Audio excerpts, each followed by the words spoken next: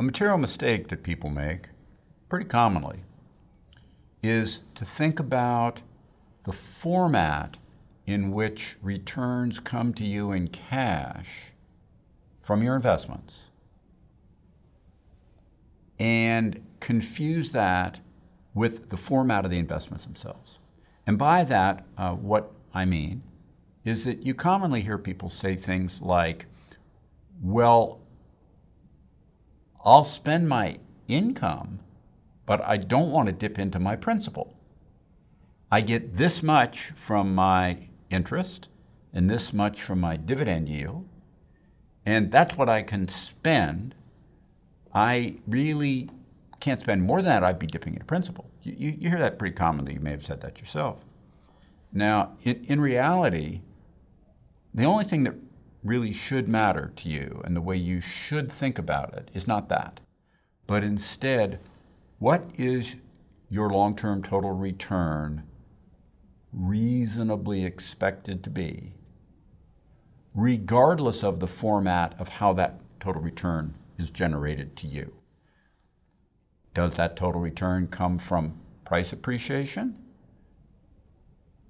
dividends, interest income, adjusted for tax? The fact is, it's the total return that defines what your long-term well-being will or will not be.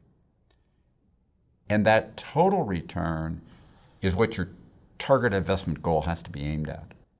Once you think that through relatively conservatively with a margin of error in case you're wrong, income that you need really doesn't matter whether you get it from interest, dividend yields, or taking some of your appreciated principal.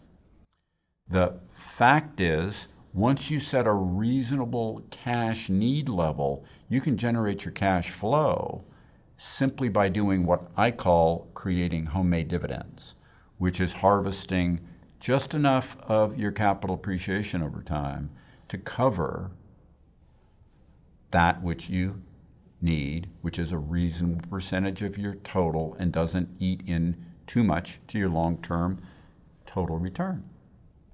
In doing so, you can plan for what your long-term assets will accumulate into. You can be relatively tax efficient, and you can avoid the mistake of trying to say to yourself, if I get big dividend yield or big interest income, I can spend it. Because in fact, if the interest income or the dividend yield is big and you spend it but your total return is small, then your future is smaller than it would be, and you really do need to save more. But if your total return is abundant relative to what you need in cash flow that you create out of the homemade dividends, then your long-term future is good.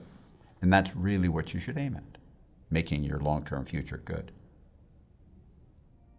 Subscribe to the Fisher Investment YouTube channel if you like what you've seen. Click the bell to be notified as soon as we publish new videos.